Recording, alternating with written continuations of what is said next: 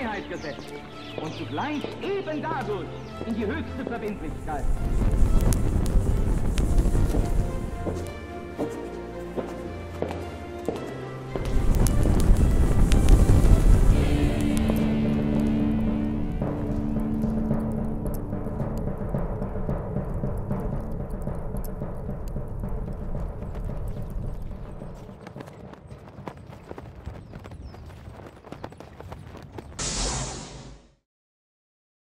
Y sean como siempre bienvenidos a La Brújula, programa que hacemos junto a mi gran amigo, colega y compañero de luchas, Pablo Davoli, por la pantalla de Conclusión TV, que Pablo nos sigue sorprendiendo porque sigue haciendo mejoras tecnológicas. Sorprendiéndonos y agasajándonos, así es. Hoy no nos podemos estrechar la mano porque ya estamos a una cierta distancia. Pero porque estamos incorporando un formato de streaming. más propio de las épocas que corren. Así que nos vamos ayornando. Sí, totalmente, y una grata sorpresa, una más que nos ha dado Conclusión TV.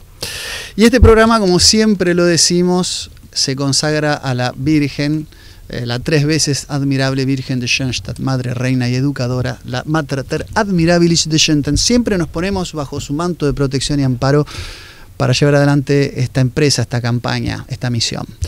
Y hoy con un tema, retomando por ahí de un impas, lo aclaro porque alguno habrá preguntado qué es lo que pasó con la brújula. Yo estuve en el exterior, estuve allí en el país del sol naciente, en Japón, y bueno, habíamos en su momento barajado la idea de poder hacer una transmisión, bueno, Pablo, vos desde acá, yo desde el otro extremo, ¿no?, del mundo, pero bueno, tengamos en cuenta que tenemos una diferencia horaria de 12 horas exactamente, es el extremo opuesto del planeta, con lo cual, bueno, esto... Y muchas actividades. Claro, y muchas actividades que hicieron por ahí imposible concertar esa posibilidad, esa idea.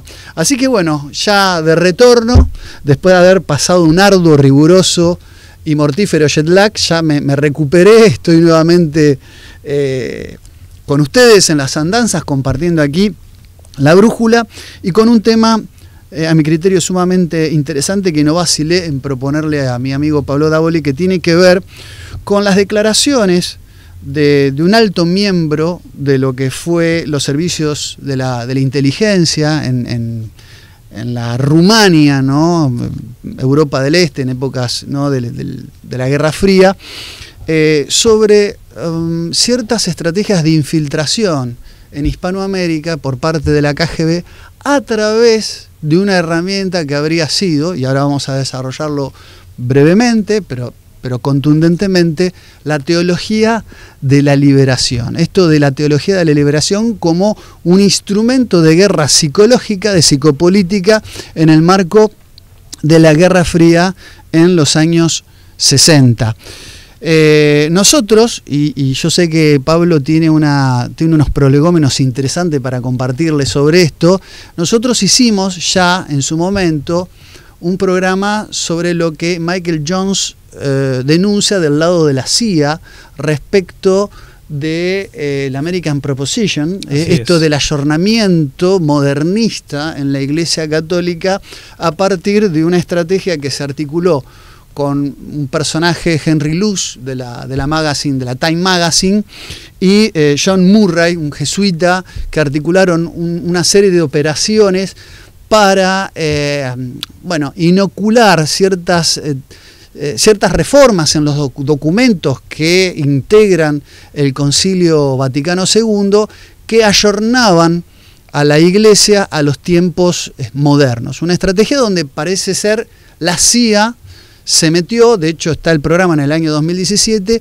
y si mal no recuerdo, Pablo, vos también escribiste un artículo donde documentabas esto, que no me acuerdo si se llamaba algo así, como de Langley al Tíber o a Roma, sí. o algo así como de la CIA infiltró el Vaticano, una cosa así. Así es, pero utilizaba también el mismo nombre de la operación, de la que American Proposition. The American Proposition, así es. Bueno, en este caso sería Moscú, la Unión Soviética, la que también incorporó una batería de estrategias de psy-war, ¿no? de guerra psicológica y de infiltración para tomar ciertos elementos de la doctrina católica, después lo vamos a explicar con detalle, la opción por los pobres, esta mirada, digamos, cercana a los más necesitados, pero inocular una nueva forma de mirada teológica que trataba de implantar los principios de la revolución socialista o comunista, ¿no?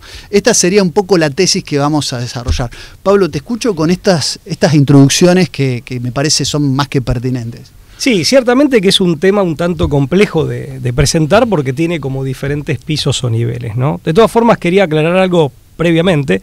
Esta confluencia, en definitiva, de operaciones, que no tuvo, o sea, no tiene por qué haber sido concertada, ¿no? Pero en definitiva se trata de una confluencia que, por lo menos a nosotros no nos sorprende, ¿no? O sea, no en vano somos de tercera posición. O sea, claro, que en definitiva advertir que hay una suerte de confluencia, tanto, digamos, en su momento, en el contexto de Guerra Fría, entre Washington por un lado y Moscú por el otro, contra un enemigo común, que en este caso sería el catolicismo y la catolicidad, bueno, no es algo que, por varias razones, bueno, no es algo que nos sorprenda en modo alguno. Pero bueno, yendo a la teología en sí de la liberación, lo que podemos decir grosso modo y a título meramente introductorio es que las principales críticas han sido, primero, la utilización del método de análisis marxista, justamente para el estudio y la comprensión de los problemas sociales. Esto ya per se es problemático, o sea, decir, bueno, si vos desde, digamos, siendo católico o siendo cristiano, más ampliamente hablando, pero querés tener una aproximación a la problemática social de nuestra época, que utilices categorías analíticas que están tomadas del marxismo, aunque lo hagas solamente, digamos, con el carácter instrumental de lo analítico, ciertamente que deja un sesgo que en principio implica o tiene una incompatibilidad con las propias creencias, los propios valores y concepciones. Ahí ya hay algo problemático. Ya hay, ¿no?, una incompatibilidad metodológica, ¿no es cierto? Tal cual. Ni hablar de fondo, ni hablar de contenido, ¿no? Claro, porque incluso lo metodológico, y aquí lo metodológico implica la utilización de categorías analíticas, está íntimamente vinculado a lo conceptual y por lo tanto a la concepción de base, claro, y a la idea marxista. Claro, a la idea general que tenemos respecto de esa realidad a la que vamos a abordar. Con lo cual eso ya per se es problemático. Pero además muchos dicen no ha sido solo eso, sino que ha habido una suerte de impregnación profunda de ideas marxistas en el campo teológico cristiano, que para muchos autores condujo directamente a una suerte de asociación o de identificación, es decir, de marxistización de una pseudoteología finalmente inmanente y marxistizada. Y el otro punto de crítica es que en definitiva, ver, digamos, a lo que en ese momento eran los grupos marxistas que hacían uso de la violencia armada como aliados no solo tácticos, sino estratégicos. Primero está el dilema de quién usó a quién, y creo que la respuesta es más bien desfavorable al sector católico y cristiano en general, que optó por esta opción, valga la redundancia. Pero además, esto ciertamente que también moralmente es cuestionable por los medios escogidos. O sea, sabemos que los movimientos revolucionarios como tales apelaban a la violencia armada, y una violencia armada que en principio no reconocía ningún tipo de límite. Bueno, ciertamente que esto también es como mínimo objeto de crítica. Dicho esto, que es muy grosso modo, también es cierto que la teología de la liberación, si uno dice cuándo nace, tiene su fecha de, digamos, su acta de nacimiento.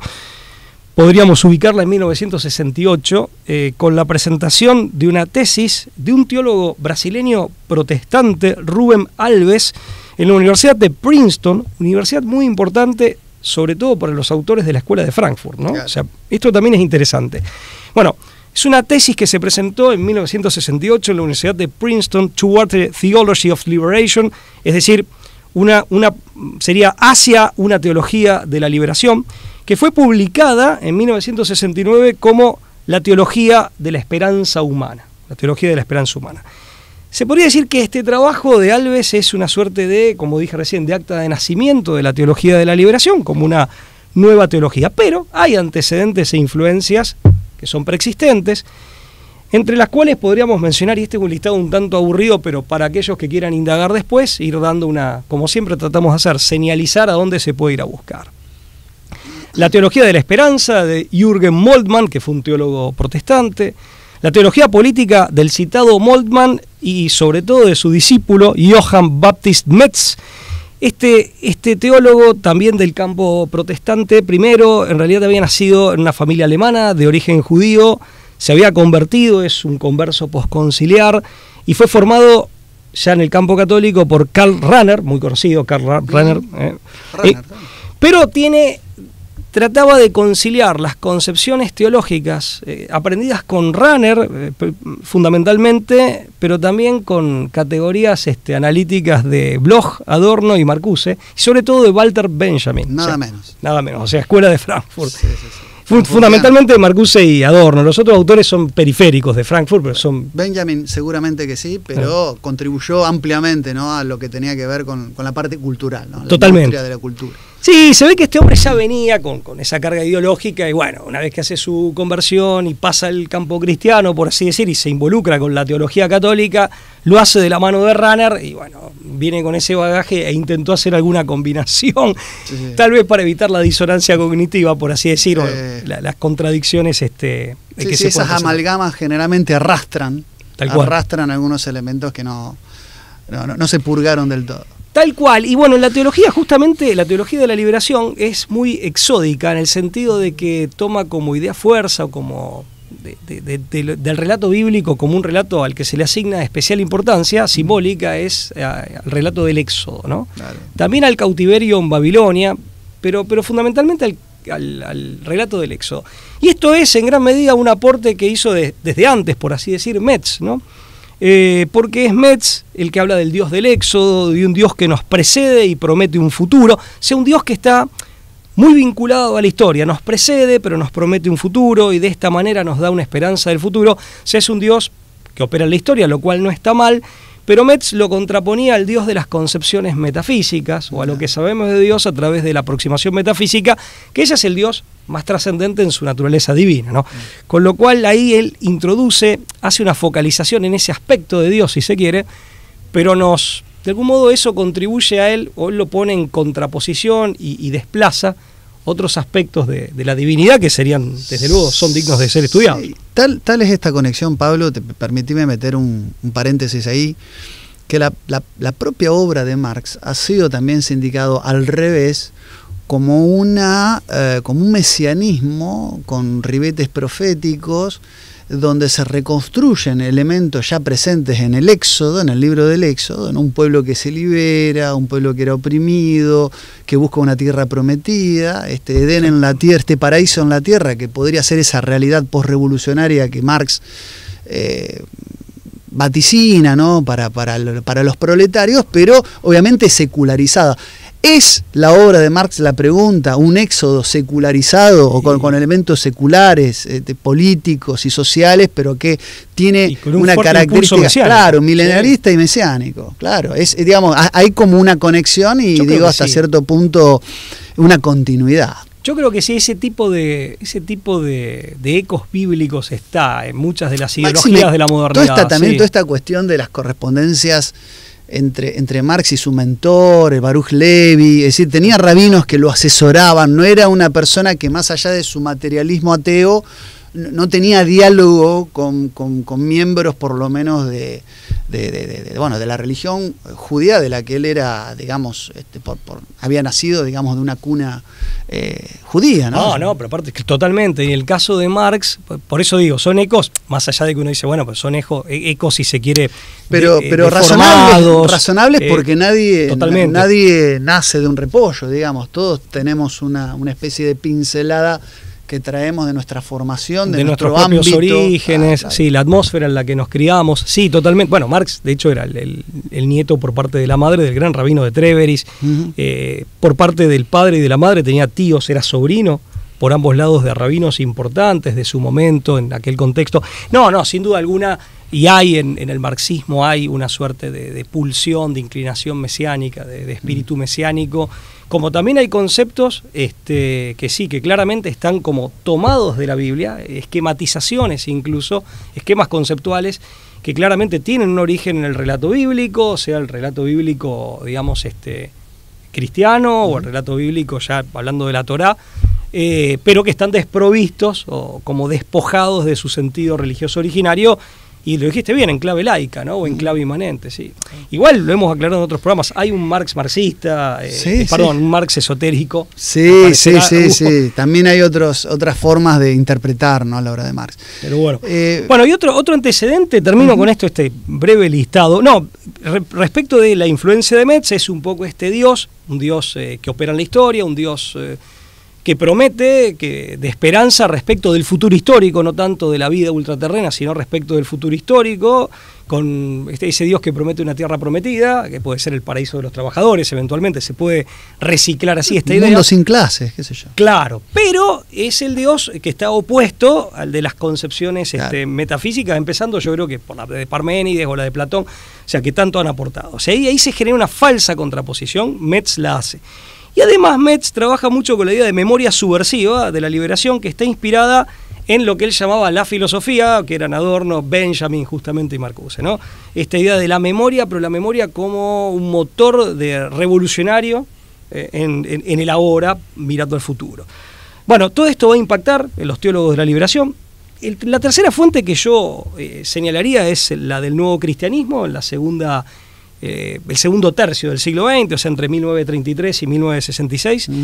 Fue una corriente renovadora, por así decir, de la iglesia iberoamericana, aquí ya hablando propiamente de Iberoamérica, que intentó inicialmente una aproximación, algunos dicen al liberalismo, yo creo que a las ideas del racionalismo, la ilustración y finalmente el positivismo. Obviamente la primera expresión política de eso fue el liberalismo, y se mantiene como expresión política genérica o de base, con la adopción de conceptos, de ideas, fuerzas justamente de la ilustración y de los positivistas, fundamentalmente ciencia, pero en la idea cientificista de la ciencia, la idea de modernidad propia del modernismo y la idea de progreso en clave positivista. O sea, decir, bueno, es una corriente del cristianismo iberoamericano que pretendía conciliar las propias creencias, el propio sistema de creencias y valores, con estas ideas siempre en clave ilustrada y positivista, ¿no?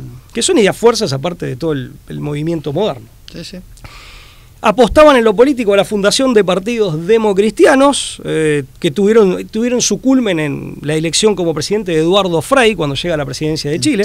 La democracia cristiana en Chile siempre muy fuerte. Y tuvieron un vuelco mediático muy importante, con una estrategia muy bien armada en periódicos, revistas y radios, ¿no? O sea, este cristianismo que se autopercibía modernizado, lo era también en los medios, ¿no? Sí, una socialdemocracia cristiana, ¿no? Yo me acuerdo cuando se hablaba de un canal, hay un artículo del padre Castellani ya en los 60, que está compilado en ese libro que se llama Cristo vuelve o no vuelve, donde el padre Castellani habla de un canal de televisión de los jesuitas de la época, y él era jesuita, ¿no? Y decía, está bien que los jesuitas tengan televisión, el tema es que no se queden sin visión, diciendo, ojo, que no se descuide la sana doctrina, y bueno. Pero, a partir de este movimiento, que en principio no hacía críticas al capitalismo liberal, sí hacía una aproximación a la modernidad, a la ilustración, etcétera, cuando se produce la Revolución Cubana en 1959 y después el golpe en Brasil del 64, que es un golpe cuyo gobierno de facto va a durar 20 años, ahí sí tiene un vuelco de izquierda, pero acá se da, fíjate vos, o sea, la puerta de entrada fue el liberalismo para terminar en la izquierda, ¿no? Bueno, pero porque entras al universo de la ilustración. Creo que hay que decir eso. Que es el denominador común, ¿no? Claro.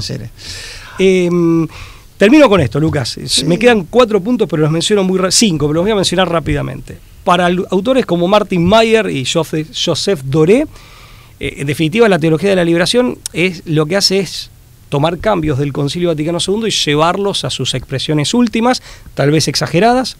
Esto es de Mayer y de Doré en particular. Otro antecedente que hay que citar es el Manifiesto de los Obispos del Tercer Mundo del año 67, suscripto por 18 obispos de África, América y Asia, iniciativa de Helder Câmara, de Brasil, el famoso arzobispo de Recife en Brasil, muy conocido. El documento hacía una teología de la liberación de Gabriel Gutiérrez, teólogo, presentado en la segunda reunión anual de la Organización Nacional de Información Social, la ONIS, en Perú, en julio del 68. Bueno, teólogo peruano que muchos indican, con su libro de Perspectivas, como el fundador, digamos, intelectual de la teología de la liberación. sin tener este análisis, no tiene en cuenta todos estos antecedentes, toda esta propedéutica que vos decís, pero lo tienen a Gutiérrez como quizás el pionero. Totalmente. O el más renombrado, más destacado. Gustavo Gabriel Gutiérrez Merino, de Perú. Sí, sin ningún lugar a dudas, totalmente. Y aparte ya es un autor católico, porque el que habíamos citado inicialmente, Alves, ya era brasileño, pero del campo protestante. Y mencionar en 1968 también el segundo sínodo del CELAM, de la Conferencia Episcopal Latinoamericana en Medellín, de la que participaron 146 obispos, 120 expertos y 30 y pico de seglares y laicos en general, donde, acá quiero ser claro, ojo, no estoy diciendo que el CELAM en sí, haya sido, haya dado origen a la teología de la liberación, no estoy diciendo eso, sí sé que, sí lo que manifiestan muchos autores... Fue un ámbito... Claro, que generó un campo propicio en esta segunda conferencia de Medellín, en donde las injusticias sociales, sobre todo en Iberoamérica, han existido y existen y son graves, de una gravedad extrema. Que alguien las denuncie, eso no significa en modo alguno que sea de izquierda ahora, o que... Ahora aparte vamos a explicar la operatoria de esta infiltración y va a quedar claro. Claro, va a quedar por eso claro también lo queremos aclarar esto. Pero bueno, sí decimos que generó...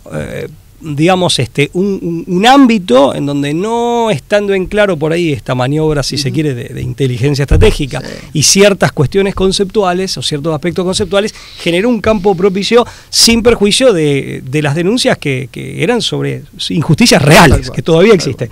Es verdad también que justamente por eso, a partir del 72, el nuevo director es Antonio López Trujillo del CELAM, se hace la reunión de Puebla y ahí justamente no se abandonan estas denuncias que habían presentado varios sacerdotes, varias entidades de injusticias sociales reales, insisto, pero obviamente se hace otro abordaje. Y desde ya queda incólume el compromiso de la Iglesia Católica para contribuir a combatir esas situaciones de injusticias. Y la última, en 1971, la Fundación de Cristianos por el Socialismo, esto fue a fines del 71, que en abril del 72 hace una importante reunión programática en Santiago de Chile. Esos son los antecedentes que yo encontré, seguramente hay más. Sí, pero... sí.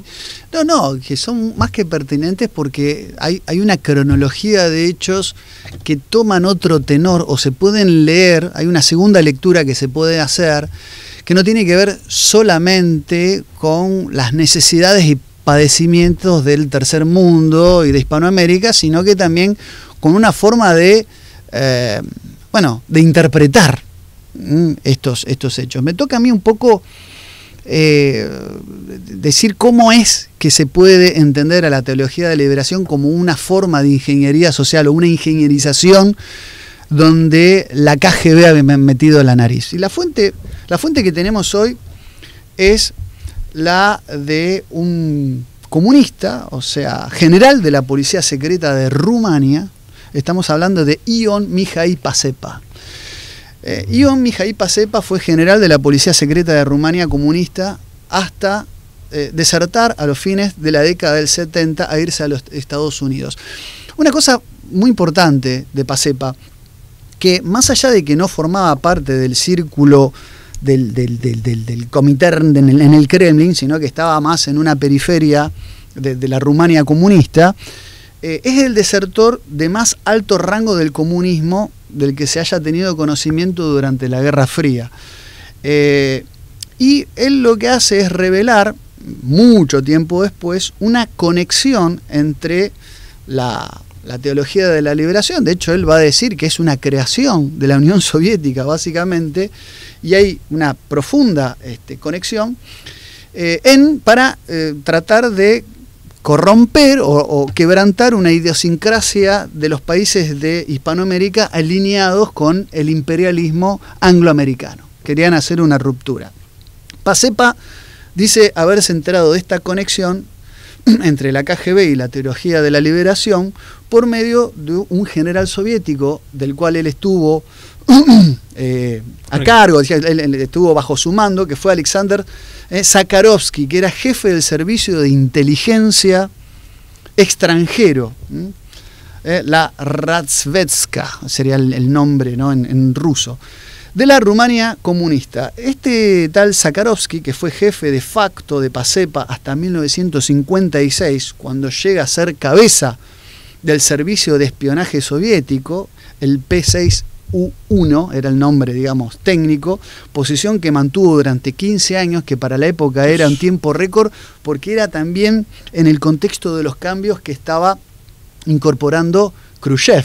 Khrushchev hizo todo también un descabezamiento, una purga, y reacomodó un poco los servicios de inteligencia a sus necesidades, ¿no? como cabeza de la Unión Soviética. Y lo que cuenta es que hay una fecha clave, que es el 26 de octubre de 1959, cuando Zakharovsky y su nuevo jefe, Nikita Khrushchev, llegaron a Rumania para lo que sería conocido como las vacaciones de 6 días de Khrushchev. Fíjate la fecha, 1959. 1959. La Revolución Cubana. El año de la Revolución Cubana, justo en una serie de acontecimientos, en el contexto de una serie de acontecimientos donde parecía que había que reforzar de alguna manera ese hito histórico. Correcto, es una fecha clave. Por supuesto que no eran vacaciones. De hecho, Khrushchev nunca se había tomado 6 días en ese momento de ebullición. En ese momento también empezaba la década del 60, donde las relaciones, digamos, de tensión entre los bloques soviético y el bloque capitalista americano estaban, ¿no?, volviendo a tensionarse. De hecho, Khrushchev, digamos, abrazaba esta idea de que el capitalismo iba a caer por sus propias contradicciones. Era un momento también como de apogeo. La Revolución Cubana coincide como cierto auge y apogeo de los soviéticos en el mapa mundial, ¿no? Es decir, ahí se estaba casi demostrando la superioridad soviética, por lo menos entre 1958 y la crisis de los misiles. Puedo decir sin vacilar que la Unión Soviética estaba en un momento de extrema fuerza y de extrema pujanza, ¿no? Y en Occidente las ideas marxistas o de base marxista también en plena expansión, que en los 60 iba. Claro, efectivamente. Bueno, en realidad esto obviamente no eran vacaciones, sino que acá se iba a gestar un plan para exportar el comunismo a América Central y Sudamérica. Y esto debía gestarse desde el único país latino del bloque soviético. Acá también hay como una elección del ambiente propicio. Rumania, Roma. Si bien es un país de Europa del Este que conformaba junto con otros el eje de influencia de la Unión Soviética, es verdad que había una concepción romana del mundo todavía, había una herencia que desde allí se tenía como que pergeniar un plan de acción para los países iberoamericanos, la puerta de entrada. Fue elegido ese país para ser la puerta de entrada por esa razón. Lo que dice Pacepa es que no fue casualidad el viaje de Khrushchev a Rumania para pergeniar la entrada a Hispanoamérica con la teología de la liberación. Mira, te voy a ser honesto, hemos tenido algún que otro amigo de origen rumano, hemos tenido ocasión de conocer en Buenos Aires, y nos han dejado, recordás bien que Marius, a quien le mandamos un enorme saludo, él y otros europeos también nos han dicho que los rumanos al día de hoy llevan con mucho orgullo que pertenecieron al Imperio Romano y que una de las raíces de su nacionalidad, de su identidad nacional, está vinculada con Roma. Claro, han sido provincia romana. Efectivamente. Y el nombre del país, ¿no? Efectivamente, el nombre del país ya lo indica, exacto.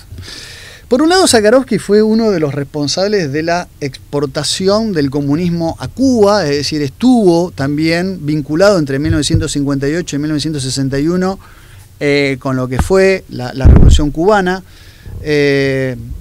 Su manejo de la crisis precipitó también la construcción del muro de Berlín en su momento, en 1958 y 1961.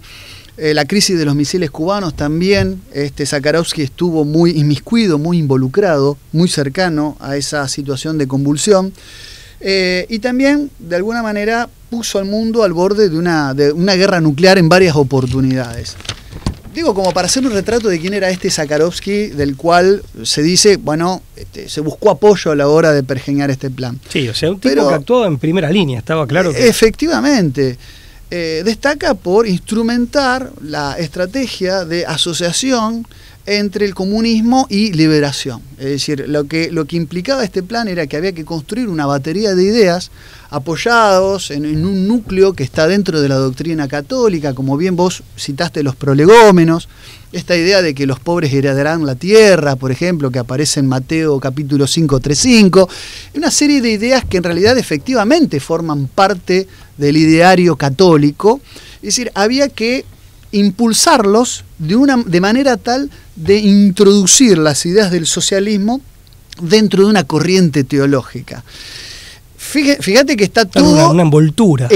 Exactamente. Y dentro de las baterías que allí se gestaron en esta reunión, se habló de la creación del Ejército de Liberación Nacional de Colombia, la FARC, creado por la KGB con ayuda de Fidel Castro, es lo que dice Pacepa. Después, la creación del Ejército de Liberación Nacional de Bolivia, creado por la KGB con ayuda del Che Guevara. La Organización para la Liberación de Palestina, la OPL, creado por la KGB, según Pacepa, con ayuda de Yasser Arafat. Solo por citar algunas de las estrategias pergeñadas por la Lubyanka, digamos, los cuarteles de la KGB. El nacimiento de la teología de la liberación vendría a encuadrar como una estrategia más, dice Pacepa, que se idean a través de 1960 como un programa de desinformación, lo que se llamaba el Party State Desinformation Program, que fue aprobado por Alexander Shelepin, recordemos que era el presidente de la KGB, a partir de 1958, bien digo, elegido por Nikita Khrushchev y que reemplazó a Iván Servov, es decir, este nuevo presidente viene con esta idea, y también el miembro de la Politburo, que era Andrei Kirichenko, quien coordinó las políticas internacionales del Partido Comunista, fue nada menos que secretario general del Partido Comunista Soviético, nada menos. Entonces, este programa demandó que la KGB tome secreto control del Consejo Mundial de las Iglesias. Ese secreto control es implicar un trabajo gradual de infiltración, con sede en Ginebra, y lo use como una cubierta para convertir la teología de la liberación en una herramienta revolucionaria en el seno de Iberoamérica y de Sudamérica. El Consejo Mundial de las Iglesias fue la más grande organización ecuménica internacional después del Vaticano, representando a unos 550 millones de cristianos de varias denominaciones en 120 países, y por eso fue elegido. Entonces se instrumenta una operatoria donde la KGB invierte fondos para montar una organización religiosa internacional, o por lo menos para apoyarla financieramente, llamada la Conferencia Cristiana para la Paz, cuyo cuartel general estaba en Praga, en esa época Checoslovaquia. Su principal tarea era llevar, ¿no?, la creada teología de la liberación al mundo real, y por lo tanto esta Conferencia Cristiana para la Paz estaba subordinada al Consejo Mundial para la Paz, fundado en 1949. La idea era conciliar la religión, el tercer mundo, el antiimperialismo capitalista, en una nueva serie de doctrinas teológicas fomentadas por algunos obispos y por teólogos intelectuales, ¿no?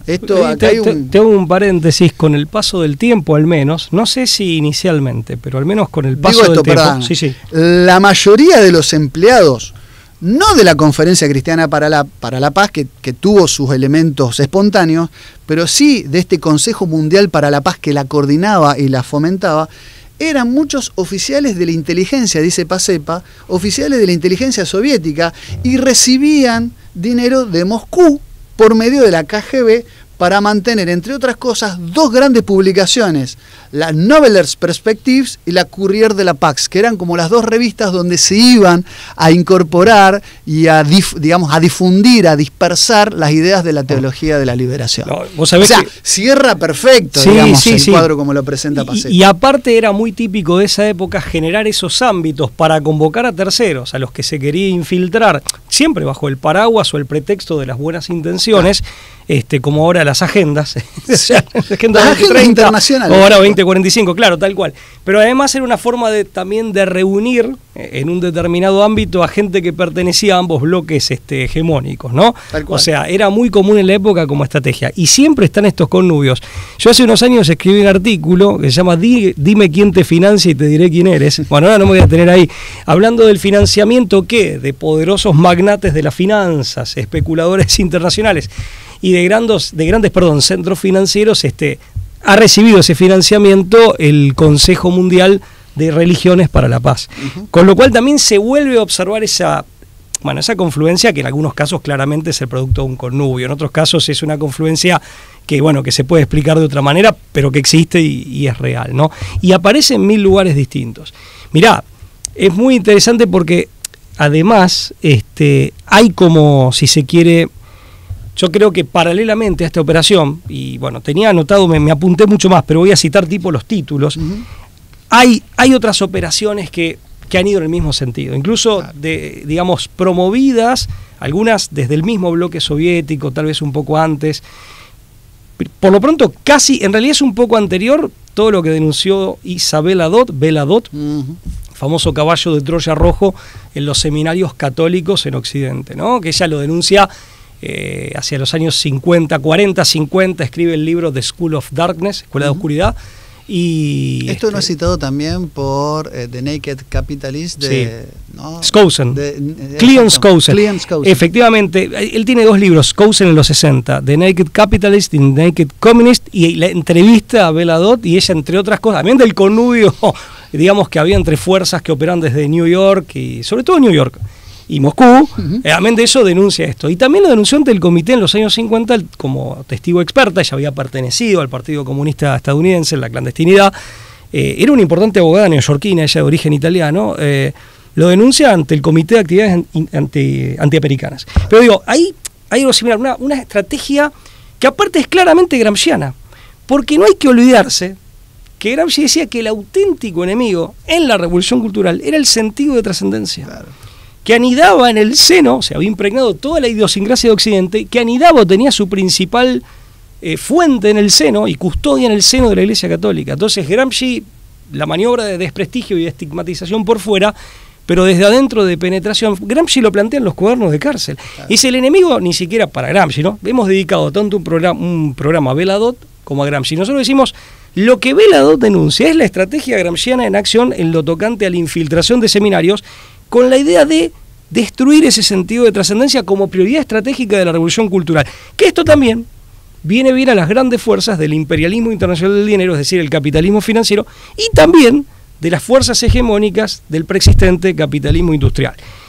Ahora, porque se ahorrarían también las acusaciones contra ellos de la doctrina social de la Iglesia. Fíjate vos que también encaja con algo que en la misma época había planteado Bloch. Ernst Bloch. Claro, que había que trabajar con esta idea del excedente, la utopía, y que la utopía solo se concretaba por el comunismo. Dice, hay que trabajar inmanentizando las virtudes teologales. Claro. Las virtudes teologales son fe, esperanza y caridad, inmanentizar el sentido, pero tomarlas y que con esa fuerza que él decía psicológica de lo religioso. Sí, decía algo así como fe, pero en la revolución. Claro, efectivamente. La esperanza era el futuro, pero el futuro es en la historia, no es en el mundo trascendente. Y lo de liberación también. Y así también llegamos a la conclusión de que se aprovechan fuerzas religiosas y fuerzas espirituales y conceptos religiosos, pero de una manera aviesa, en un sentido, digamos, que es claramente inmanente, ¿no? Sí, calando en el espíritu de las personas y en las creencias más profundas de la feligresía, ¿no? Que aparte tomaban la autoridad del pastor muchas veces como la voz de autoridad. Eso acá y está tan estrategia. Frente a injusticias sociales, que insistimos en esto, creo que este punto hay que recalcarlo, que eran gravísimas, que son gravísimas. Y que existen y que son reales. Y que exigían una respuesta. La concomitancia, ¿sabes con qué la encuentro en los hechos concretos? Con el fracaso de la OST, y esto sí es un poco más concomitante, valga la redundancia, en el tiempo, con el fracaso, ya estamos hablando de los 60, el fracaso de la Ostpolitik vaticana, de la política hacia oeste. Fíjate que paralelamente, en una hábil maniobra, en donde usaron a un ex monje cisterciense en Hungría, Richard Horvath, excomulgado en 1957, este hombre funda sacerdotes con los auspicios del gobierno soviético, funda sacerdotes de la paz y se van apoderando, aprovechan. Se había dado todo el episodio gravísimo del cardenal Vicenti, que el cardenal Vicenti realmente es un mártir del catolicismo en Hungría frente al comunismo, y ahí el Vaticano inicia esta política de, digamos, tratar de aplacar, velando por la seguridad de los feligreses y los sacerdotes en el bloque oriental, pero claro, el tratar de aplacar implicaba hacer ciertas concesiones, ¿no? Y esto que supuestamente podía ser productivo, finalmente no, o podía tener resultados positivos, creo que finalmente hay que evaluar que no lo fue, que la actitud correcta era la de Misenki, aunque exigía actitudes de sacrificio, evidentemente. Porque esto permitió, entre otras cosas, que a través de este hombre y de los sacerdotes de la paz se conforme una iglesia nacional en Hungría, pero manejada por todos estos sacerdotes por la paz, que eran colaboradores, eran miembros del Partido Comunista, claro, y colaboradores del régimen. Sí, la idea del obispo comunista aparece acá, ¿no? Punto tal de que, totalmente, que el sucesor de Misenki, László Lekal, arzobispo de Esztergom y primado de Hungría, como sucesor del cardenal anterior, que ese sí fue un mártir, declaró, cuando asume como primado, la iglesia encuentra su lugar en el socialismo, y debía colaborar armónicamente con el gobierno comunista, ¿no? Que debía trabajar. Te digo una cosa. Bueno, yo cuando leí esto cambia esa perspectiva de lo que fue la concepción que de la religión y del catolicismo tenía, qué sé yo, un Lenin o un Stalin, ¿no? Absolutamente negativa, pero al punto de tratar de arrasar frontal. Exactamente, combate frontal. Pero esto es más peligroso, como no. Es más peligrosa la estrategia gramsciana. Pero por supuesto, mira, yo el remate como para cómo concluye la maniobra, te digo. Sí. Es decir, la KGB logra infiltrar algunos, no todos, a un grupo de obispos sudamericanos de izquierda, esto que vos acabas de decir, altamente entrenados en cómo dosificar las ideas comunistas dentro de la teología católica, dentro de lo que es la Conferencia de Obispos Latinoamericanos en Medellín, Colombia, que vos ya mencionaste. La teoría oficial de la conferencia era dar tratamiento a la pobreza, cosa que dijimos que era real, y su objetivo no declarado era reconocer un nuevo movimiento religioso, ¿no? Como una suerte de nuevo resurgimiento de ideas a favor de los pobres, pero incentivando a los pobres a llevar adelante una revolución. Este era el elemento novedoso. La teología de la liberación comienza así a tener líderes claves tanto pastorales como intelectuales. Sergio Méndez Arceo, de México. Vos ya lo mencionaste, Helder Câmara, de Brasil, ¿no? De Brasil, obispo de Brasil. Y después los teólogos, que ya también algunos mencionamos, de la liberación, como Leonardo Boff, cuya biblioteca en temas de teología de la liberación es bastante abundante. Después le voy a dedicar un pequeño párrafo, sí. Frei Beto, Henry Camacho y Gustavo Gutiérrez.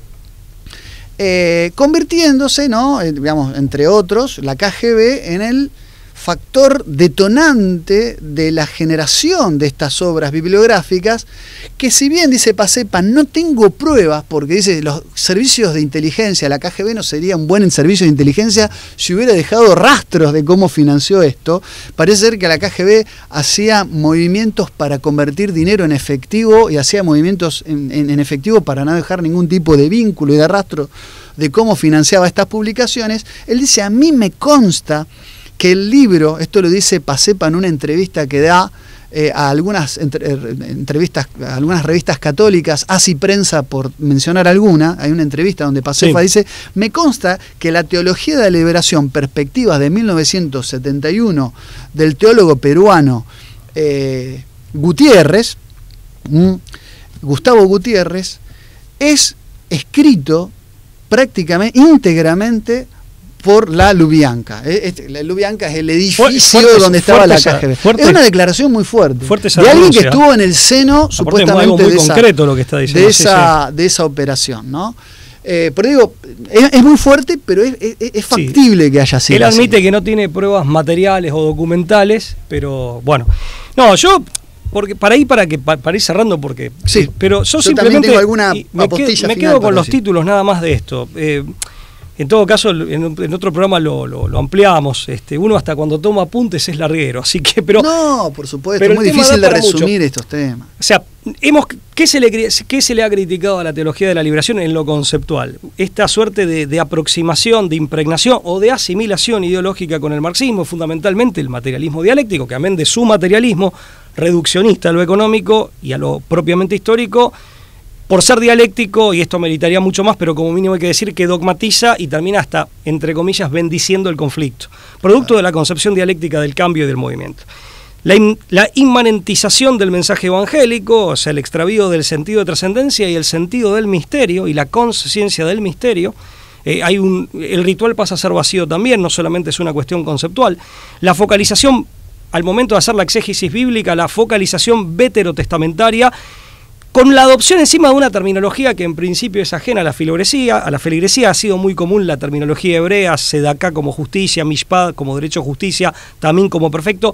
La terminología siempre involucra significados, una semántica, significados, connotaciones, y en eso hay que tener cuidado, porque cuando uno toma de una religión, pasa a otra, etcétera, digamos, en esa suerte de traspaso e intercambio de palabras, también vienen traspaso e intercambio de ideas, o hay que ver si se los hace bien. El significado, claro.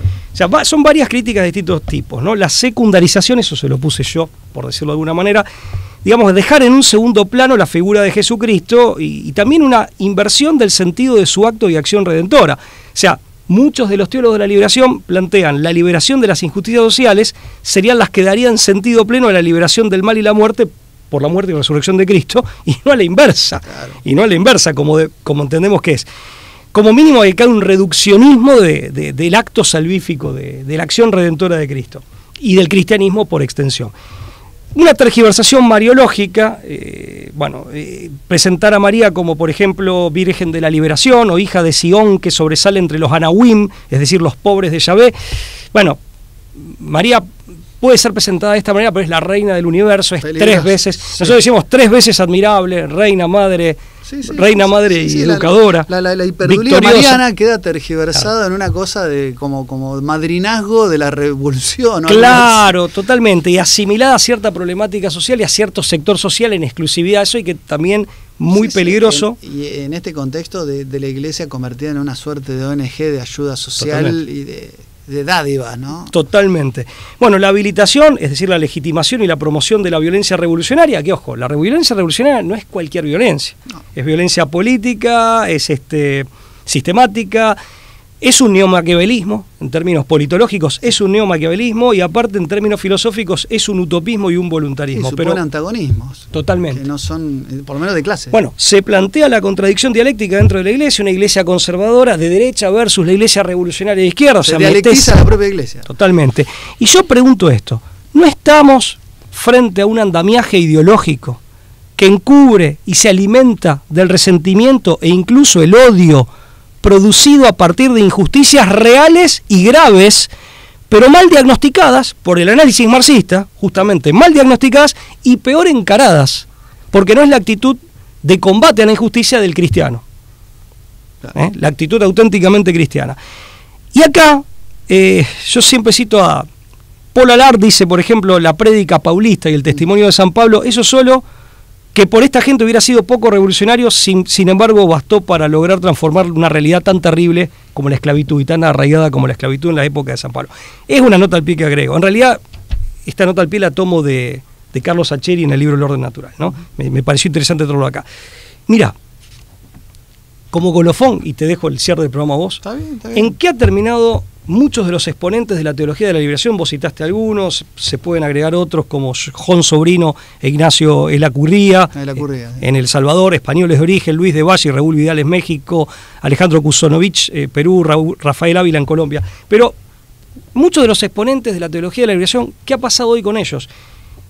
Muchos han adherido a la idea de fusión de horizontes de Gadamer, y de algún modo estos exponentes de la teoría de la teología de la liberación se han hecho woke, diríamos hoy en día. Y el caso claro es de Leonardo Boff, que reivindica, bajo el concepto de formas de libertad de los pueblos, como expresión teológica, él los interpreta en clave multiculturalista y sincretista, y reivindica precisamente esto, el multiculturalismo, el sincretismo y el indigenismo. Neo-wokismo teológico. Claro, igual de Waldemar Boff, menos conocido, hermano de Leonardo, tiene una ONG, dirige una ONG financiada por grupos católicos progresistas y trabaja en programas educativos y sanitarios justamente bajo este espíritu, digamos, que no es de mera colaboración, es espíritu sincretista, multiculturalista, etcétera, que busca superar las religiones existentes, bueno, con todo tipo de prácticas que algunas ni siquiera son consideradas religiosas o es discutible que se las pueda catalogar de esa manera. Y esto ha llevado también que en los templos, en Brasil sobre todo ha pasado, se empiecen a mezclar todos los ritos. Quiero decir que en gran medida, con esta idea de la fusión de horizontes y de las formas de libertad, lo que ha pasado es que se ha caído en un wokismo. En esto parecieran muchos de los exponentes de esta corriente teológica haber caído finalmente en una versión posmoderna de sí mismos, ¿no? Recordémoslo, awoke, despertar, estas minorías que están como... Que muchos le dicen marxismo cultural, otros le dicen progresismo. Son todos términos que también son discutibles cuán exactos son. Pero que están asociados, bueno. O sea, no hay duda de que están asociados. Termino, porque estamos fuera de tiempo, simplemente con una pequeña reflexión añadida de un dato que aparece en lo que describe Pacepa, que estuvo en la cocina de esta, digámoslo así, operación de infiltración por parte de la Unión Soviética a través de la KGB de Hispanoamérica a través de la teología de la liberación. Pacepa escribe también algo que ya un periodista norteamericano, John Allen, había hipotetizado previamente, que tiene que ver que como consecuencia de esta serie de operaciones de la KGB sobre Hispanoamérica, sectores neocon o neoconservadores de Estados Unidos, con Ronald Reagan a la cabeza, empezaron a desconfiar de Roma, es decir, en un contexto, ¿no?, de tensiones, pero que dan lugar a la idea, o sea, que aparece la CIA, dice John Allen, y Pacepa dice, adscribo a esta idea, la CIA aparece financiando y dándole promoción a grupos evangélicos y pentecostales, apartando su confianza de la Iglesia Católica. Es decir, la Iglesia Católica ha quedado, digamos, bajo una órbita de la que no podemos apoyarnos. Esto viene a colación por una serie de documentos, entre ellos quiero citar en 1969 a Nelson Rockefeller, del que hemos hablado cuando hablamos del informe Rockefeller, por entonces gobernador de Nueva York, que fue gobernador de Nueva York entre 1959 y 1973, previo a ser vicepresidente de la Nación de Gerald Ford, entre el 74 y el 77, donde dice que la Iglesia Católica ha dejado de ser una aliada de confianza de los Estados Unidos y por el contrario se ha transformado en un verdadero peligro. Entonces recomienda en este informe Nelson Rockefeller dar apoyo a grupos cristianos más modernos y fundamentalistas, y cita, por ejemplo, al del reverendo Moon, en una época que justo estaba la secta Moon de la Iglesia Unificada, nacida en Corea del Sur, muy de moda. Sí, sí. Eran grupos que aparecieron, que tenían muy fuerte, digamos, un poder de proselitismo muy fuerte. Lo que decía, a través de la CIA había que financiar estos grupos, como para contrarrestar la influencia de la Iglesia Católica. Y después está el documento de la fe de 1980, donde también dice que la teología de la liberación atenta contra el capitalismo productivo. ¿Qué es lo que quiero decir? Que más allá de ver a la Iglesia Católica como un botín de guerra que se disputaban dos grandes potencias, en un contexto también de los países no alineados, donde también la Guerra Fría empieza a poner a los países del sur respecto de los países del norte y demás, el Concilio Vaticano, más allá de las críticas que podemos hacer a algunos de los elementos que componen sus documentos, en su ayornamiento, como dice, del noche hacia la modernidad, sí se trata de un concilio ecuménico que estaba reuniendo en esa época a distintas confesiones, a distintas comunidades cristianas. Entonces, acá lo que dice Pacepa da el pie a la posibilidad, o sea, de aquella iglesia de Trento que condenaba a toda la iglesia reformada a herejía, y de lo que era la confesión de Westminster, que decía que la única cabeza de la iglesia era Cristo y que el Papa era el mismo anticristo, desde esas épocas a lo que pasaba hacia 1960, donde había ya un diálogo ecuménico entre distintas comunidades eclesiales cristianas que se estaban acercando, también habría la posibilidad de entender estas operaciones como una forma de romper el diálogo ecuménico. O sea, fracturar una vez más a la cristiandad, es decir, una estrategia de doble pinza al estilo del Veradot, donde ya no sería dos fuerzas que operaban con sus servicios de inteligencia en contra de un enemigo común, o mejor dicho, que una estrategia de pinza donde, si bien no asociado, por lo menos trabajaron en tándem para evitar algo que se estaba gestando, que era un diálogo de las distintas colectividades cristianas. Yo lo veo muy factible eso. También, y te voy a decir algo más. Y las pinzas, ni siquiera aplicadas al mundo tradicional desde afuera, sí en sentido contrario, sino desde adentro para romper. Con un nudo común. Donde vos haces que los propios, la propia feligresía y el propio clero, ellos se dividan entre derecha e izquierda. Sembraron una nueva cizaña entre católicos y protestantes. Lo de Vuela, que dice en definitiva, lo que hay que plantearse, ya que hablaba de este hombre de Hungría que decía que tenía lugar que el cristianismo tenía lugar en el socialismo, en realidad Vuela dice, en realidad el cristianismo, en términos, digamos, de conformaciones de poder, la iglesia y el cristianismo en general, pero en particular el catolicismo, en el mundo contemporáneo, en términos de conformación de poder, no tiene lugar. O no tiene lugar que le sea propicio, eso se refiere. Efectivamente. No tiene lugar que le sea propicio, sino que encuentra lugares donde recibe hostilidad o se encuentra con hostilidad. Nos debemos de ver, porque yo lo dejé picando, nos vamos a ver un programa entonces sobre cómo debe combatir un auténtico cristiano. No es que el auténtico cristiano no combate, tiene el deber de combatir. El deber cristiano de la lucha. Claro, hay un deber cristiano de lucha y a veces eso sí implica el uso de la fuerza. Pero hay una manera y hay un espíritu que es propiamente cristiano de hacerlo. Eso también lo dejo aclarado para que no se confunda con un mero pacifismo, la crítica que hicimos antes, ¿no? Es una herejía, el hierinismo, ¿no? Claro. Es decir, la paz por la paz misma. Pero bueno, es un tema muy complejo y lo dejamos picando para otro programa. Pablo, como siempre, sembramos quizás más dudas que certezas, sembramos más interrogantes que respuestas, pero siempre es la intención de este programa. Se nos ha ido el tiempo. Sí. Te agradezco como siempre por acompañarme, y a ustedes que están del otro lado también por hacer con nosotros una vez más esto que ha sido y espero seguirá siendo por mucho tiempo La Brújula. Gracias. Chao, hasta luego.